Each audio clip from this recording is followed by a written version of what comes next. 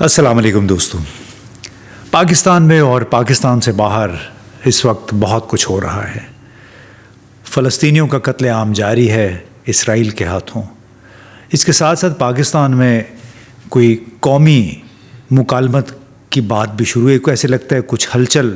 ہوئی ہے کہ کس طریقے سے ملک میں سیاسی کشیدگی تناؤ کی صورتحال کو قابو کیا جائے۔ صدر عارف علوی کے ساتھ کچھ لوگوں کی ملاقاتیں اور اس کے بعد کچھ تجاویز، اور یہ تجویز کہا گیا ہے کہ پی ٹی آئی کی طرف سے آئی ہیں، اور اس کا مقصد قومی سطح پہ تمام سیاسی اسٹیک ہولڈرز کو اکٹھا کرنا ہے تاکہ موجودہ سیاسی عدم استحکام اور بے یقینی کی صورتحال سے نکل کر انتخابات کی طرف مارچ کیا جائے۔ اب ایک طرف تو یہ باتیں ہیں، دوسری طرف لاہور میں اس وقت پاکستان کے چند خطرناک ترین دہشت گردوں کے خلاف مقدمات بھی جاری ہیں، ریمانڈ پہ ریمانڈ، تاریخ پہ تاریخ، اور وقتاً فوقتاً ان دہشت گردوں کے خلاف ایف آئی آروں میں نئی دفعات کی شمولیت تاکہ ان کے گرد گھیرا تنگ سے تنگ کیا جا سکے۔ اب ان دہشت گردوں میں سر فہرست ڈاکٹر یاسمین راشد صاحبہ ہیں، کینسر سروائیور ہیں، 73 سالہ، انتہائی نرم خو اور خدمت خلق کے جذبے سے سرشار، لیکن جناب وہ انسداد دہشت گردی کی ایک عدالت میں بلکہ کئی عدالتوں میں ان کے خلاف اس وقت مقدمات چل رہے ہیں۔ ان کے ساتھ ساتھ میاں محمود رشید سابق صوبائی وزیر، سینیٹر اعجاز چودھری، عالیہ حمزہ ملک، صنم جاوید صاحبہ، خدیجہ شاہ، ایسے کئی لوگ ہیں، کوئی 900 کے قریب لوگ ہیں جو کہ جوائنٹ انٹروگیشن ٹیم کی تفتیش تحقیق کے نتیجے میں مجرم ثابت ہوئے تھے یا مجرم قرار دیے گئے تھے یا ذمہ دار قرار دیے گئے تھے، اور ان کے لیے مقدمات کی تجویز پیش کی گئی تھی مختلف عدالتوں میں۔ اب لاہور کی ایک انسداد دہشت گردی کی عدالت نے منگل کے روز بھی ڈاکٹر یاسمین راشد کو 9 مئی کے فسادات کے دوران شادمان تھانے میں توڑ پھوڑ کے مقدمے میں ضمانت کی درخواست کی سماعت کی، اور پھر وہ درخواست مسترد بھی کر دی۔ اب سماعت کے دوران سرکاری وکیل نے عدالت کو بتایا کہ پی ٹی آئی رہنما شادمان حملہ کیس میں جسمانی ریمانڈ پر ہیں، اور اس میں نئے جرائم کا یعنی نئے دفعات کا اضافہ کیا گیا ہے۔ اس سے پہلے 14 ستمبر کو یاسمین راشد کو 5 روزہ جسمانی ریمانڈ پہ پولیس کے حوالے کیا گیا تھا۔ اب اندازہ کریے 9-10 مئی سے وہ زیر حراست ہے، وہ ریمانڈ ہی ختم نہیں ہو رہا ہے، اور الزام ان کا اس کیس میں یہ تھا کہ 9 مئی کو لاہور کے شیر پاؤ پل پر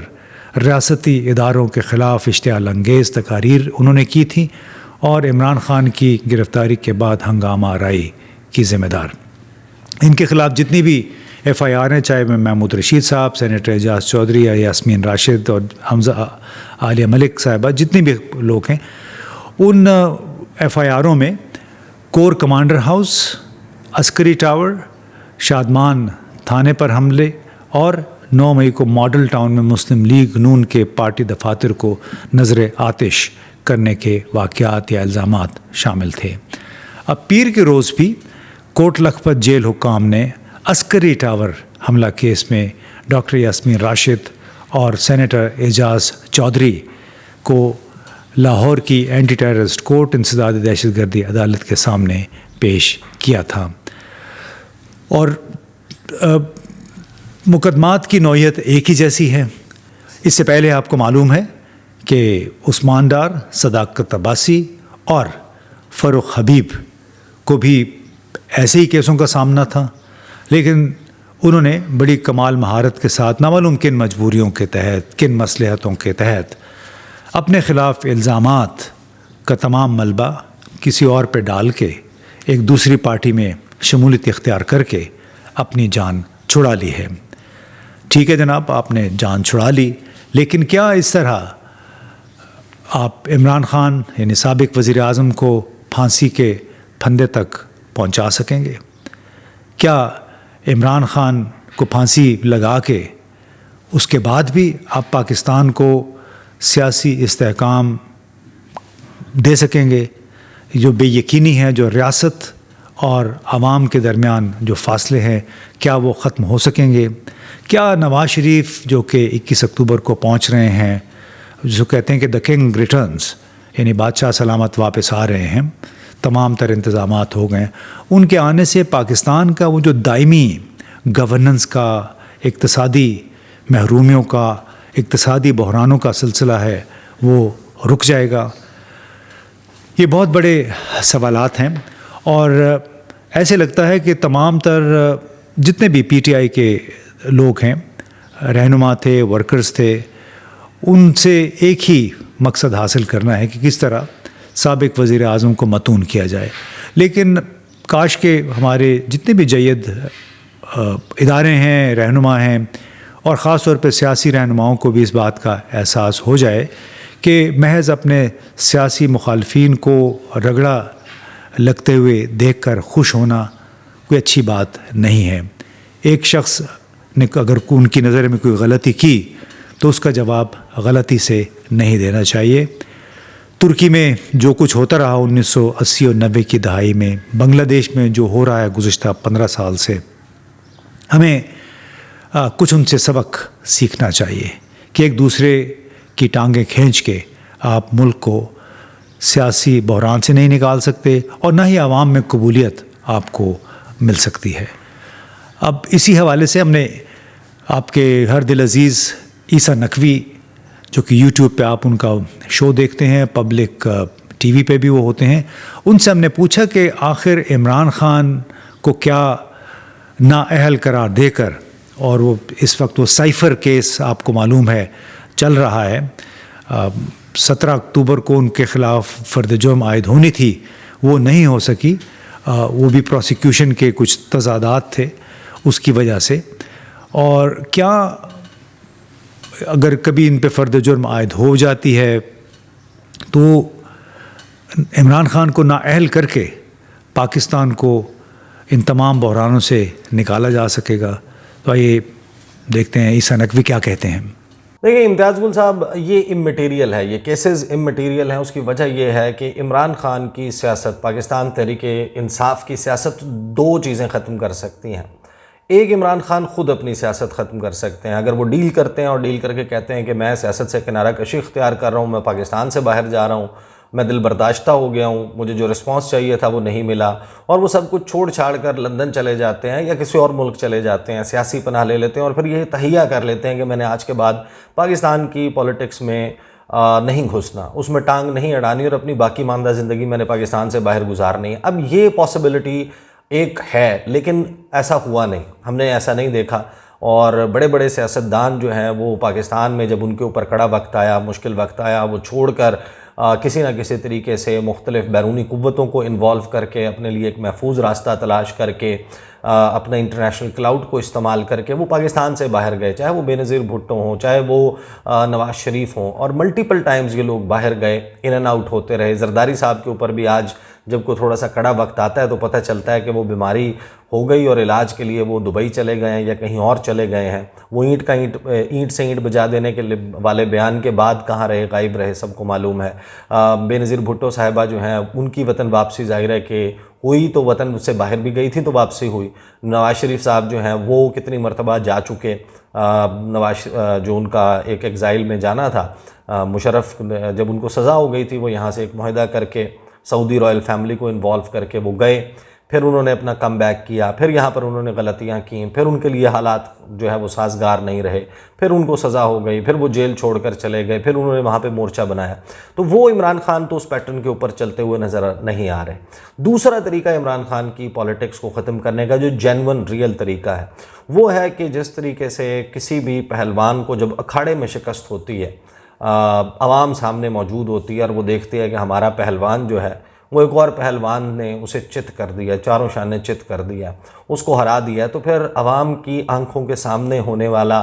فیصلہ جو ہے یا عوام کے سامنے ایک وقوع پذیر ہونے والا واقعہ، اس کو ہضم کرنا، ڈائجسٹ کرنا آسان ہوتا ہے. ورنہ ایک لڑائی ہی نہ ہو اور ایک پہلوان کو اکھاڑے تک پہنچنے ہی نہ دیا جائے تو پھر عوام کے ذہن میں یہ رہتا ہے کہ جو ہم جس پلیئر کو سپورٹ کر رہے تھے، جس پہلوان کو سپورٹ کر رہے تھے، وہ ہوتا تو وہ یہ کر دیتا، وہ کر دیتا. تو ایک تو اکھاڑے میں شکست یہ بہت میٹر کرتی ہے. اور اکھاڑے میں شکست سے مراد یہ ہے کہ جو انتخابات ہیں ان کے ذریعے، بیلٹ کے ذریعے کسی سیاستدان کو مائنس کیا جا سکتا ہے. بالکل اس کو سیاست سے بھی مائنس کیا جا سکتا ہے، سوچ سے بھی مائنس کیا جا سکتا ہے کہ جب واقعی فری اینڈ فیئر مینر میں، لارجلی فری اینڈ فیئر، ہم ایک پرفیکٹ سچویشن کی بات نہیں کر رہے، لیکن ایسا فری اینڈ فیئر جس کو جو ایکسیپٹیبل ہو تمام فریقین کے لیے کہ ٹھیک ہے ہم بیٹھ کر اب اس کو اس الیکشن کے تحت حکومت چلانے کے لیے تیار ہیں. اگر اس میں بیلٹ باکس کے اوپر عمران خان کو شکست ہو جاتی ہے تو پھر ظاہر ہے کہ وہ مائنس ہو سکتے ہیں. لیکن اس میں کیا بہت اہم بات کیا ہے کہ یہ کیسے ممکن ہے کہ ان کو بیلٹ باکس پہ شکست دی جا سکے. بالکل دی جا سکتی تھی اگر سال 2022 میں عدم اعتماد لانے کے بجائے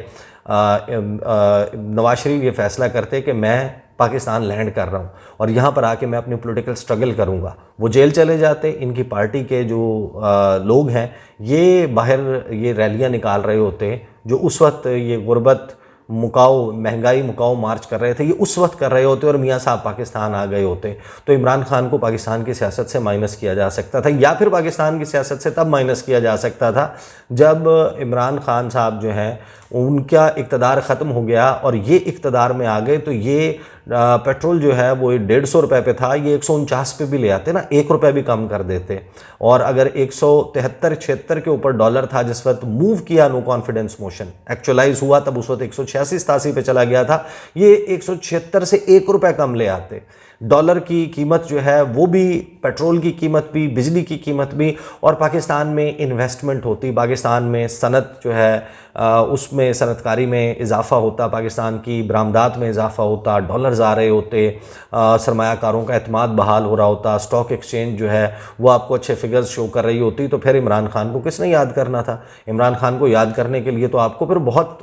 کچھ پاپڑ بیلنے تھے، وہ آپ کر نہیں پائے. صبح دوپہر شام آپ کو عمران خان فوبیا ہوا تھا، آپ کے ہر پریس کانفرنس میں عمران خان کو کاؤنٹر کرنے کے علاوہ تو کوئی بات نہیں ہوتی تھی. And how did you end up? You actually ended up making him the most popular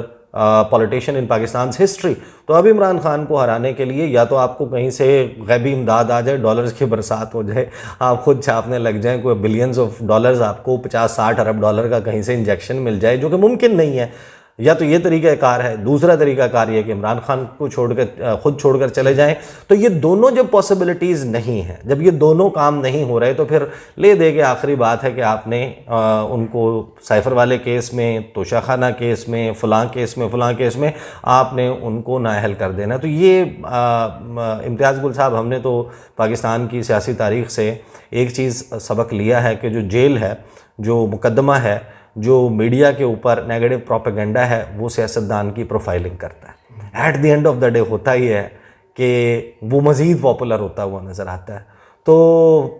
fortunately for P T I and unfortunately for their opponents, یہ exactly same textbook example ہے کہ یہی ہو رہا ہے کہ عمران خان ہر گزرتے دن کے ساتھ، چاہے آپ امید پاکستان طیارہ قرار دیں، وہ جو کہ میاں نواز شریف کو پاکستان لے کر آ رہا ہے، لیکن ہر گزرتے دن کے ساتھ موجودہ حالات میں لوگوں کی زیادہ امید اگر کسی سے بن رہی ہے، یو لائک اٹ اور not, that person is Imran Khan. تو جناب یہ تو آپ نے سن لی عیسیٰ نقوی کی بات، اور وہ اکیلے نہیں ہیں، اس میں بہت سارے لوگ ہیں پاکستان میں، خاص طور پہ جو کہ پی ٹی آئی سے تعلق رکھتے ہیں، کچھ پی ٹی آئی کے ہمدرد بھی ہیں. اس کے علاوہ وکلاء کی، سول سوسائٹی کی اور پاکستانیوں کی، شہریوں کی بڑی ایسی تعداد ہے جو ضروری نہیں ہے کہ وہ پی ٹی آئی کے حامی ہوں یا مسلم لیگ کے یا پیپلز پارٹی کے مخالف ہوں، بلکہ جو ریشنل یا منطقی طرز استدلال رکھتے ہیں اور تاریخ پہ بھی گہری نظر ہے ان کی. تو ان کا یہ کہنا ہے کہ جو مرضی کر لیں موجودہ حالات میں. بلکہ میری چند سفارتکاروں کے ساتھ حالیہ دنوں میں ملاقاتیں ہوئیں اور ان کا بھی بار بار یہی سوال تھا کہ موجودہ صورتحال اگر برقرار رہی اور اسی میں انتخابات ہو گئے تو وہ شام الیکشنز ہوں گے، یعنی نام کے الیکشنز ہوں گے، ان کی کوئی اخلاقی حیثیت نہیں ہوگی، سیاسی طور پہ یہ استحکام کا سبب نہیں بنیں گے. اور یہ میں آپ کو بہت ایک کنسیڈرڈ اوپینین دے رہا ہوں، میں نے بڑے ناپ تول کی یہ میں نے بات کی ہے کہ میرے بڑے ملکوں کے سفارتکاروں کے ساتھ جو گفتگو ہوئی اس کا لب لباب یہ تھا کہ موجودہ حالات کے تحت جو بھی الیکشن ہوگا وہ عملاً ناقابل قبول ہوگا. اس کی کوئی اخلاقی قانونی حیثیت چلیں آپ منوا سکتے ہیں، لیکن اخلاقی اور سیاسی حیثیت نہیں ہوگی. لہٰذا ایسی ایکسرسائز کرنے سے گریز کرنا چاہیے. اب بطور پاکستانی میری اپیل کیا ہے، چاہے وہ GHQ ہے یا پرائم منسٹر آفس ہے. پرائم منسٹر آفس اس وقت بالکل ثانوی حیثیت اختیار کر گیا ہے. میری اپیل ہے کہ دنیا میں جتنی مار دھاڑ ہو رہی ہے، آپ یوکرین کو دیکھ لیں، آپ فلسطین کو دیکھ لیں، پاکستان کو خود بھی دیکھ لیں. چلیں اس پہ اگر ہم نہیں مانتے کہ یہاں پہ مار دھاڑ ہو رہی ہے تو یہاں ہمارے مسئلے حل کرنے کے کیا ہیں. جناب Pakistan institute of development economics بڑا ایک معتبر ادارہ ہے، اس نے ایک رپورٹ کی ہے. اس کا ٹائٹل کچھ اس طرح سے ہے کہ سرکاری ملازمین کا تا حیات بوجھ، جو کہ دراصل عام پاکستانی شہریوں کو اٹھانا پڑتا ہے. اس رپورٹ کے مطابق وفاقی ملازمین کے تعداد کوئی 13 لاکھ کے قریب ہے. ان کی تنخواہوں اور پینشنز کا کل سالانہ خرچہ 8,000 ارب روپے ہے، یعنی پاکستان کی کل آمدنی کے تقریباً برابر ہے. یعنی اگر صرف پاکستان کی حکومت تنخواہیں اور پینشنز ہی دے دے سول ملٹری حکام کی، وہ 8,000 ارب روپے بنتے ہیں. پچھلے سال ہماری آمدنی کل کوئی 9,000 ارب روپے تھی. صرف ڈیٹ سروسنگ جو تھی وہ ہماری 10,000 ارب روپے تھی. اخراجات کل ہمارے 16,000 ارب تھے. تو ہمارے اس وقت موت اور زندگی کا ایک کرائسس ہے اقتصادی لحاظ سے. کیا یہ مسئلہ حل کرنے والا نہیں ہے، یا صرف ایک جماعت کو آپ سمجھتے ہیں کہ زچ کر کے پاکستان کے اس بڑے مسئلے کو آپ حل کر پائیں گے؟ اس کے ساتھ PIA آپ نے دیکھا مقروض ہے، بڑے برے حالات میں ہے. منگل کے روز کوئی 48 کے قریب اس کی ملکی غیر ملکی پروازیں متاثر ہوئیں، کینسل ہوئیں، یا تاخیر کا شکار تھیں، یا ری اسکیجول ہو رہی ہیں. یعنی یہ بات کریں ہم 17 اکتوبر کی، اور مسلسل تقریباً ہر روز یہ ان کی پروازیں منسوخ ہو رہی ہیں. اس طرح پاکستان اسٹیل مل 650 ارب روپے کی مقروض، ہر سال 10-15 ارب روپے عوام کے پیسوں کا ان کو دیا جاتا ہے تنخواہوں کی مد میں. اس گیس کے لیے بھی جو کہ 2015 سے مل کے بند ہونے کے باوجود بل اس کا مسلسل چل رہا ہے 8 کروڑ روپے ماہانہ. ہمارا مسئلہ میرا خیال ہے یہ بھی دیکھنے کا ہے. پھر سب سے بڑا مسئلہ وزارتوں اور سول ملٹری اداروں کے اندر مختلف غیر قانونی دھندے، منی لانڈرنگ، اسمگلنگ، ان کا خاتمہ ہے. یعنی ہمیں ایک نئے انداز حکومت سے ان مسائل کے توڑ تلاش کرنا ہے، ان کا حل کرنا ہے. پھر بجلی چوری اور گردشی قرضہ، اس وقت کم از کم 50% نجی بجلی گھر بجلی نہ پیدا کرنے کے باوجود اربوں روپے ماہانہ کما رہے ہیں، کیونکہ اس کو کہتے ہیں کیپیسٹی چارجز، وہ پاکستان کی حکومت نے دینے ہی دینے ہیں. تو جو گردشی قرضہ ہے وہ دراصل ایک بھتہ خوری ہے جو کہ مختلف حکومتوں نے ان معاہدوں کے تحت پاکستان پہ مسلط کی تھی. فرنٹ کمپنیاں تھیں، اس بھتہ خوری کے ذریعے اربوں روپے ماہانہ